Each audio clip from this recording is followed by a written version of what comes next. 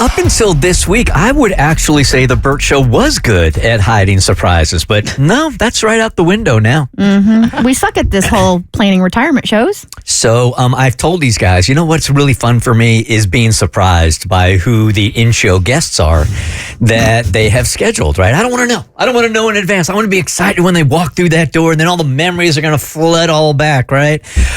So then it was Sanjay Gupta earlier in the week from CNN that accidentally texted me about his time on the Bert Show this week, which I wasn't supposed to know about. Okay. And then I'm walking down the halls to get some coffee, and I run into Mark Owens, a.k.a. Phil Tarana. And just a couple of minutes ago, while we're all doing this group therapy here on exactly how we're feeling about the Bert Show ending, I am talking to Tommy off air while it's all going on to find out exactly what he wants to do with the next segment. Do we continue to go on? Do we take a break and play some commercials? And he says, now let's just break and we'll bring Melissa in right after that. And I'm like, what? Who? I was in a moment and I forgot. I'm like, who? And he's like, Melissa. It just came out and I was like, okay, that was great. And I'm like, you idiot. So would you like to introduce our next guest? Hey, we didn't say what Melissa. It could be Melissa anybody. No, Miss Melissa McCarthy's coming. No, sorry, we could only get Melissa Etheridge. Melissa Etheridge is coming in. No, let's pretend. Let's go ahead and pretend I don't have any idea at all, right? All right, so Kristen, you handle it. Okay, Bert. Yeah. Can't wait to surprise you with another blast from your past, sir. God, I hope it's not Melissa Carter. God, what a pain in the ass she was all these years. Man, just so difficult to work with. Anybody but Melissa Carter. Who do you got lined up? Said no one ever. She was an OG member of the Bert Show. Sure was. She was here on the air for the very first day. And of course, she deserves her own at Mike Music. What? Please welcome back to the Bert Show, the one, the only, Melissa Carter. We're going to stop this crying and we're going to start dancing. What's going to happen? I will have you know, I purchased this song for 99 cents when it came out. Fantastic. Thank you, It's in Tommy. my collection. Please Hi, end my love. Please end the crying, Melissa Carter. I come bearing gifts, but we'll do that off air. Well, first I got to give Kristen her Kentucky Blue. Oh, you're so sweet. And coming from a Tennessee vault, that is huge, Right. Melissa. I gave her Kentucky Blue flowers. I got something for you in the bag. Everybody else gets flowers too. They're just not Kentucky Blue. Did you specifically wear the Tennessee to come in knowing that you got a Kentucky fan? And they play each other this weekend, This don't weekend, they? that's right. That's right. They sure do. But there hasn't been enough orange in the studio in a long time. That's so for of sure. course, That's for sure. I had to, how are you doing? God, Well, Melissa, I heard. how am I doing? I don't know. I don't even know how to answer that. So it's been an emotional roller coaster. I've been so good at compartmentalizing emotions my entire life that I'm leaning on that, but it's not working well. So I just feel emotionally and mentally confused this week. Aw. I'm not exactly sure how to be responding. Well, thank you for you didn't know until 5 minutes ago, but thank you so much for letting me come back in. Let me give a quick shout out if you don't mind. Take it. So Katie Joe, Mr. Carter, Katie took Mr. Carter out of school this morning to hear. So I just want to say I love you, buddy. Aww. Because without the Bert Show, he would not be here. Explain that. So yes, I was on the Bert Show from the very beginning. Not the first show. Oh. 3 weeks later. Oh, okay. My Yeah, bad. Bert didn't want me at the beginning. Like a lesbian in studio, it'll never work. But then he got his wits about him and brought me in. No, I'm just teasing. Smart. So, gosh, it was 6 years into the Bert Show that I met Katie Joe. And so we are no longer together. Because I want to give her girlfriend a shout out too. She's wonderful. But we're no longer together, but we're raising our son together, Mr. Carter. And he just turned 11. Wow. If you can believe it. Because when I left the Bert Show, we were talking about trying. And so we succeeded, and we have a son, and he's listening. Which is really special. That is, man. Yeah. So thank you, Katie, for taking him out of school and sorry to the teachers for him being out for this. And sorry, the Bert Show is classically running late, as always. This is what we do. I texted her and I said, well, I'm not going to be on at 8. He could have come in here. That would have been fantastic. I know. Well, I didn't know it was a last minute thing. But she said, you know what? I'm gonna keep him out. so we can hear you on the radio. And so anyway, so shout out to him. But yes, congratulations to everybody for a fantastic run on the Bert Show. And, Tommy and, and I were talking about, some of the memories. I was on the Bert Show for 10 years, a lot that went on. But I think the main thing that went on, not only did you hire the lesbian on the show, but you also hired somebody who was really sick at the time. And we talked about that off air. And then he encouraged me to share it on air. But funny story. So we were supposed to do this bit on air, and Bert had this whole morning planned for this drink that was supposed to be the female version of Viagra. And so we were supposed to drink this drink and see if we got randy, during the show. Very classic Bert Show. Yes. And so... what an ill-timed way to get place to be randy if it works. So you're going to rub I wasn't going to do anything. I mean, nothing was going to happen between y'all and me. But anyway. You're going to rub up on Lindsay and Jeff. Right? See, Abby, there's a long history on this show of taking illicit substances on the air. Yes. So I had not shared that I was sick. I was going through kidney failure, and I tend to be the person who keeps that stuff to myself and try to tough it out. And so I read the ingredients on the bottle because I was really going into kidney failure, and I thought, I cannot drink this. I can't drink this, but I can't ruin this bit. So I said, what, I'm going to take a moral stance. I'm like, no, this doesn't work. I'm not going to do it. I was trying to play it off, and then thinking that Lindsay was going to take it and it would be fine, and I would be, it would be the...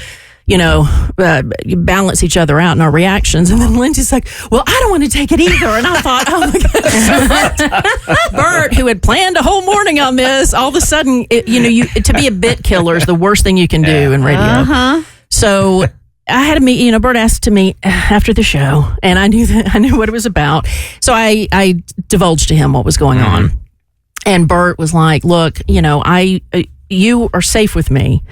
So you don't have to hide this from me, and we can work this out together. And then he encouraged me to share my, struggle on air, which I did. And I think it impacted a lot of people. So the DMs that I have been getting about you the last couple of weeks have been so touching. Just that, and we have to go through this, and I don't want to rush through it also. Representation matters, right? And were you out when you were on 99X? Yes. You were? I was. Okay. Yeah. So then you came over here, and I think for a top 40, to have somebody out on it was kind of unheard of at the time.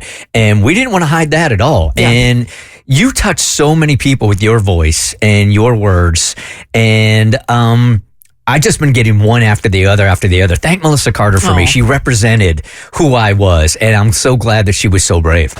We, my son and I were at an event last weekend, and somebody came up to me because I think this past month, these past few weeks of all these memories, people have been expressing, their love of the show with me and the time I was on. And so there was a woman that came up to us and was saying the same thing. She was like, thank you so much for being out. Thank you for, me growing up and listening to you do that. And it gave her, encouragement and courage. And so, and then I was like, well, thank you so much. And I said, well, this is Katie and my son. This is Mr. Carter. And so anyway, she shook his hand, and he was like, he was so excited to tell her Katie's real name because Katie Jo is not her real name.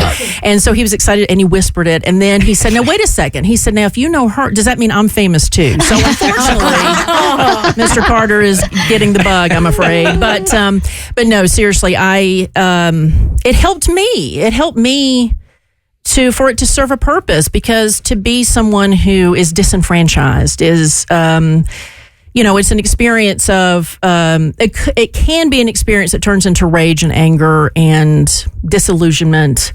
And I chose to turn it into something positive and constructive. And it's almost like, I felt fine to represent that community. I certainly thought there'd be more on the radio after I was on the air. Doesn't seem like there is. But I'm proud. I'm proud to be a lesbian. I'm proud of my family. I'm proud of my friends. I'm proud of my community. And, it was just who I am. And that's what the Bert Show is about, is to be authentic. And, on the Jeep ride in your old Jeep, to the Big Chicken. Yeah, I It was remember my interview. Yeah. Your interview was at the Marietta Big Chicken? It was on the way to the Marietta Big Chicken.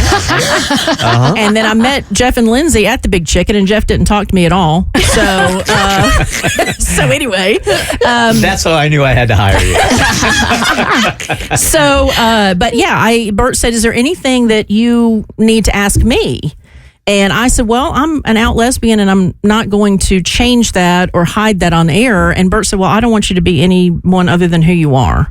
And so that's when I knew that this was the place for me. So, the foundation of this show was built, with all of us initially, and I just look back at it with such fondness. I don't want to say golden era, because then I think it takes away from the other people that have been on the show since us, but there was something magical about that time, and I'm explaining it to Abby over and over and over again. I heard what you said earlier. It's going to be okay. I promise.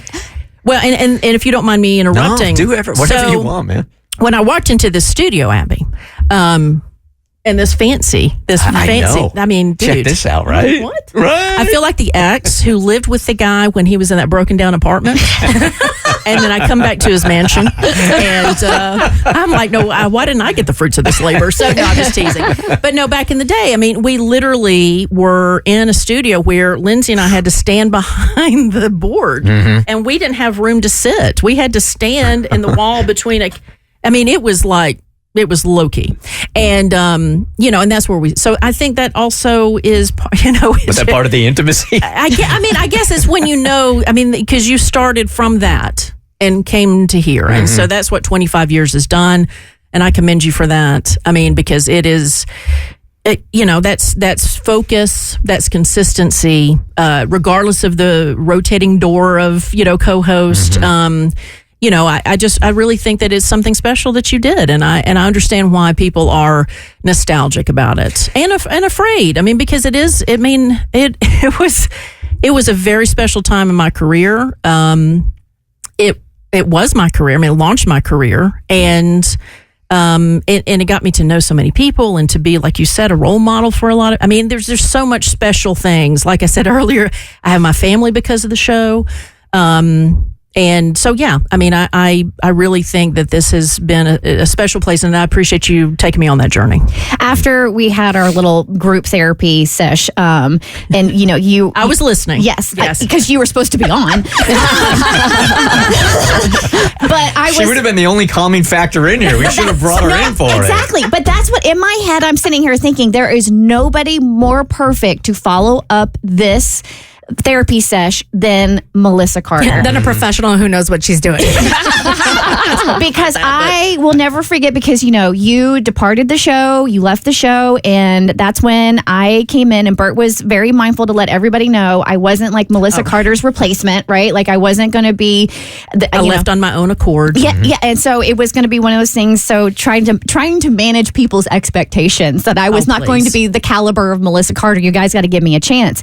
But I will never forget, and I don't even know if you remember this, but running into you at an event, I believe it was Toys for Tots or something along those lines, and you were there with another you were leaving and I was getting there, and you took a moment to stop and to tell me, make it your own. Do your thing, be you, you're going to be great, you got a great host, you're going to do awesome. And that meant so much to me. Aww. And just knowing, and then we ran into each other at Pride after that, did. right? Yeah. And we took a picture, and I tried to find that picture. I have it. Okay, good. Yes. You need to share it, because I could not find it. Yep. And you need to share it with me. I think I was dressed as a peacock. Whatever. Y'all, I mean, I need to come in more. Well, no, you're leaving. Yes. You're leaving. Come in tomorrow. You could actually host it on Friday if you want. I mean, y'all are boosting my ego. This is fantastic. Right? But, anyway. That always like stuck with me. And like, do I remember the exact words? But it's like, in the words of Maya Angelou, you don't remember what people said. You remember how they made you feel. Yeah. And I remember how you made me feel in that moment. And that's just the type of person you are. So, well, you deserved it. I mean, this is your spot. You've been here longer than me at this point. So, I mean, right? Yeah, 14 years. Yeah. Dang, right. So, yeah. I mean, it is, and you have made it your own, and I'm very proud of you. And I love seeing you again. And Abby, are you listening? It's going to be fun. Okay. It's going to be fun. I will say this about Melissa Carter also. It's the same thing that I said about Phil Tarana and the same thing that I said about Leslie Fram. It's just that There are very few people that you meet, especially in this industry, where nobody has anything bad to say about them. And that is because of the way they live their life. And Melissa Carter is just one of them. You can't find anybody to say one bad word, and if you can, it's on them, not her. Well, I was going to say, don't talk to Katie Joe. Well, we can open up the phone lines, 1-855-BERT-SHOW. If you want to talk to crap to Melissa Carter, that's right. Roast Melissa. No, thank you for that. Look, Millie Pete is no longer with us. She was a big part of the show, and I commend her and my father for that because they were very much the same way. So it's about living your life and doing for others. We're not letting you go, so you got to hang out. I got to stay. Okay. Okay. Yeah. So I don't know who you have to call, but you said you were probably going to be out of here by 8:30. And I love you, Mr. Carter. Go to school. All right, we'll be back with Melissa in a sec. So Melissa Carter in studio with us this morning. If you don't know, you don't know. I'm not going to explain it. I'm one of those old people. Back in my day, I was in the Bert Show. So our friend Rich Eldridge just did a story on the Bert Show. And I wanted to show you the picture that they used. Okay. And then I got a question for you that I really want answered. Okay. You remember the cover? I do. That we did on Atlanta Magazine. I do. And it says, The Bert Show. Yep, it's tacky, but we can't stop listening. And it had True Confessions. It says Love Triangles, First Sex Fridays. But we are so serious looking on the cover of this. Whose idea was that? I don't know. Because for some reason we felt, I think it was the photographer. I think so too. It doesn't make sense. God love him. I'm menopausal, so I'm terrible with names right now. But the photographer, who's legendary, he took that picture, and I think he was the one that wanted us to be more like a band than a morning show. So this is more like Collective We were trying Soul. to be cool. Yes, we were trying to be cool. Okay. We were new in town. But the funny story about that picture, and so if you see the story, if you look at the Bert Show Atlanta cover, magazine cover from 2005, by the way. From 2000, from a long time. Yeah. Okay, we don't need the wow. That was, I think that was I thought that was off, Mike. That might have been the year she was born. I left my cane in the other studio, but it's all, no, just teasing. But he said, don't smile. And so took pictures. And then he said, Melissa, I need you to smile just a little bit. So my resting face apparently is too much for the photographer. So I'm actually smirking because he thought my don't know expression was too mean. You had too much B in your RBS. I did. And I thought that was hilarious. He didn't give that to anybody else, just Melissa. So. I think this might have been before my veneers also. So it might have been like, yeah, we got to hide that smile. So then everybody's got to hide that smile. I remember running to the bookstore to see this magazine cover and walking into Barnes and Noble, and they just happen to have like 50 of them all lined up on a couple of different rows and just freaking out. 50 because nobody had bought it.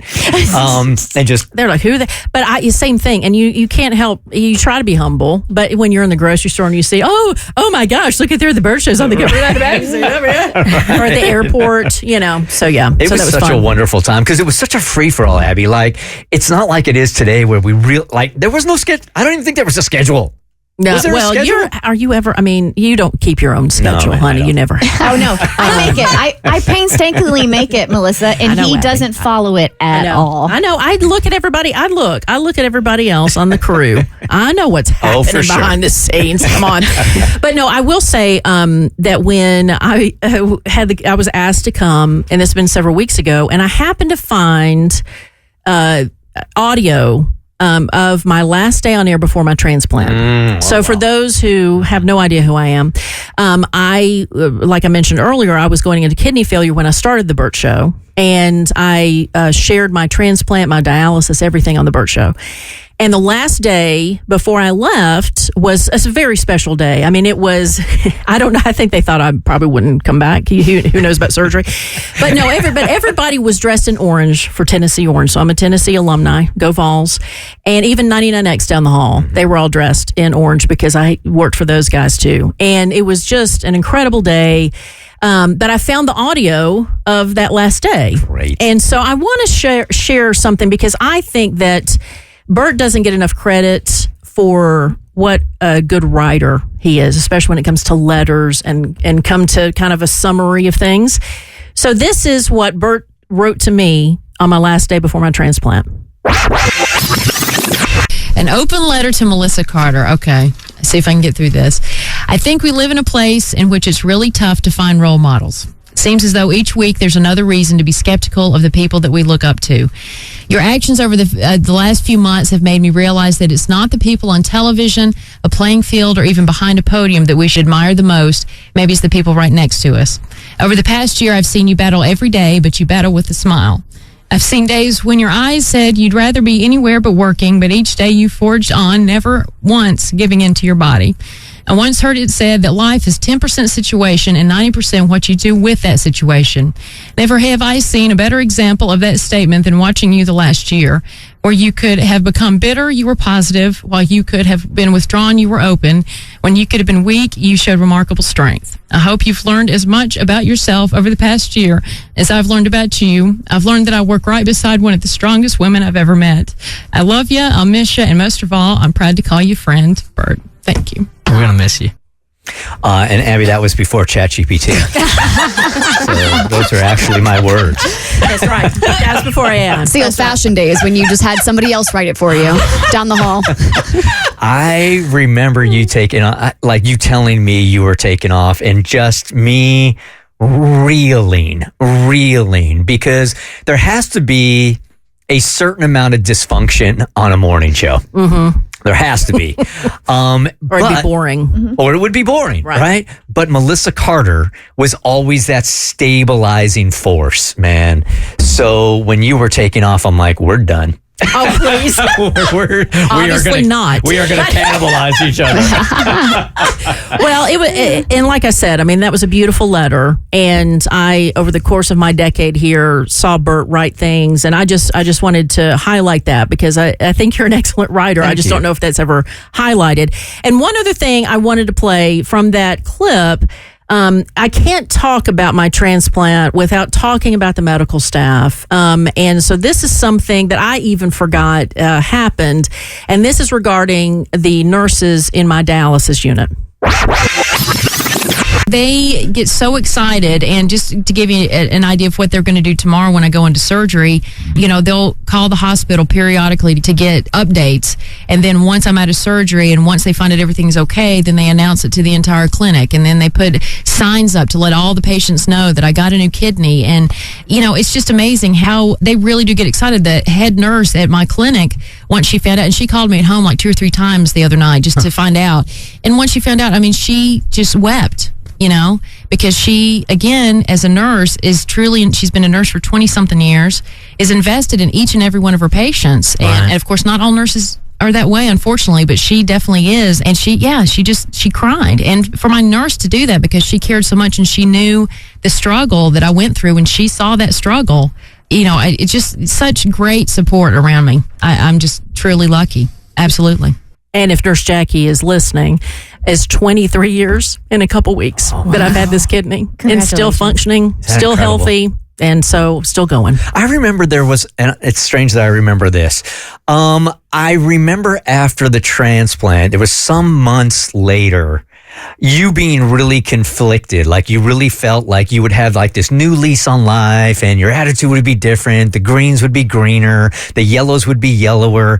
And that did happen for a little while, but then all of a sudden life started to sort of calibrate again. Yeah. Can you speak to those that are going to be going through the same thing for that emotional journey? Sure. Yeah, it's euphoric because I was sick. I was on dialysis prior to, I was sick for years before that transplant. And it's one of the few surgeries that you have that you feel immediately better when you wake up because that kidney is functioning. And so, yes, there was a euphoria, like I hadn't felt this good in a long time. And I was like, I'm going to be the perfect person and I'm going to do all these things. And my donor is a living donor, my cousin Pam, who is, we try to vacation every year. Like, she's more in my life now than she was before the transplant. I'm guessing you're paying for those trips? Yes. Okay. Yes. Always. But she is, my hero. And anyway, so, it was, I owed her something I felt, and I owed God something, and it's like I got a second chance at life, and then life happens again. Then you start feeling guilty because you're getting mad, or you're getting frustrated, or you're getting jealous, or you're having those same old emotions. And I think we watch movies and see, oh, well, there's a turning point, and then the person lives happily ever after, and then it doesn't happen that way. Like, you're still human. But I will say that what I have experienced, and to, like you said, to those who are about to go through it, it's okay. Like, enjoy the euphoria. Like, just know that when the world starts easing back in, that it's okay and that's normal. But I will say that the way that the level that I'm on has been raised a little bit. So if I'm going through something, a hard time, financially, emotionally, whatever it is, there is I'll only let myself sink so low that I do think the transplant has helped me not, as Millie Pete would say, indulge. Like, she couldn't stand for someone to, she liked, it was okay to be upset, but she knew there was a point where being upset naturally ended, and that you're indulging a little more into it by churning on it, thinking about it, doing, so her feel, she was a very pragmatic woman, and it was don't indulge. And I think that her teaching, as well as the transplant, like, I don't stay low for long. If something hits me, where before, I mean, maybe I was always that way, I don't know, but I didn't feel that way when I was having the transplant. I didn't feel that way when I was first on the Bert Show. I was very insecure. But I don't think I don't have that anymore, and I do think the transplant helped that. So to the message is that life will happen, but if you take the opportunities to see that, wait a second, I am blessed in this, like you said, you compartmentalize your emotions, Bert. Sometimes you can compartmentalize your life, where this really blows, like, the emotions that everybody shared on their feelings of the Bert Show ending. But then over here in this part of your life, you know what? That's actually going pretty good. Actually, today's a pretty nice day. Actually, my children, my pets, my, boyfriend, girlfriend, husband, wife, family. Like, I've got things, and I've got my health. I mean, I always look at people who are healthy and say, you got your health. And that's a blessing. When I still take the 20-something pills I take every day. But there's something in your life that you can kind of hook onto. And don't indulge, and then you'll get through it. I don't know why I'm starting to tear up right now. Because you love me. But here we go. Yes, I do. Is this all stuff you cover in the book? Oh, yeah. So my son texted and said, talk about your book. Like, my little marketer. I don't know if you ever saw Eurotrip, but they're in Eurotrip. I saw it. Yeah, it's a great movie. It's one of my favorites. And they're like the worst twins ever. I'm the worst author ever because I waited until now to talk about it. I did write a book this year, released a book called Facing Inward. It is available anywhere you want to buy books. I started a podcast that's not on Bert's Podcast Network. I heard everybody else talk about theirs, so we'll have to talk about that. All you had to do was ask, girl. All you had to do was... I was like, oh, yeah. So it could have been a quick text message. Worst author ever. But anyway, it's Facing Inward, and it's available. And I talk about being on the Bert Show. I talk about the transplant. I talk about health issues I had as a child. I talk about Millie Pete's death. It'll make you laugh. It'll make you cry. But it's more of just kind of doing what people said I should do when I was on the Bert Show. They said, you should write this down. You should release a book. You should do this. And it wasn't until COVID that, of course, I had to take very seriously. And I was, homebound for probably 2 years as compared to everybody else for like 1. And that's when I did it. I finally just sat down, and it was very hard to go through some of these things again. But I'm so grateful that I had a journal when I was going through the transplant and dialysis. So I had references and names, and I dedicate the book to those transplant nurses, and I named them by name. Plus, I dedicate it to, the custodians and the technicians and everybody that's a part of that whole process. And so anyway, yeah, Facing Inward. And I'm very proud of it. And I hope you read it, and I hope you listen to the podcast. Ooh, it's been good having you in here. Oh, it's been good being in here. Yeah. What a pleasant surprise, Tommy. It's okay, Tommy. It's okay. What a pleasant not surprise, Tommy. Thank you, and congratulations, Bert, on 25 years. Well deserved. Congratulations to everybody else on the show for supporting this show, because as Bert always, it's a family, it's a team effort. It's not just one man, and so y'all have done a great job. And talk about the most loyal listeners in radio, man. Right. I'm telling you, and I love you all, and thank you so much. All the people at my son's school that say, I heard this person, are you coming on? So anyway, I'm here. I was here. So yes, thank you so much, and congratulations. Enjoy your sleep. Thank you. The Bert Show.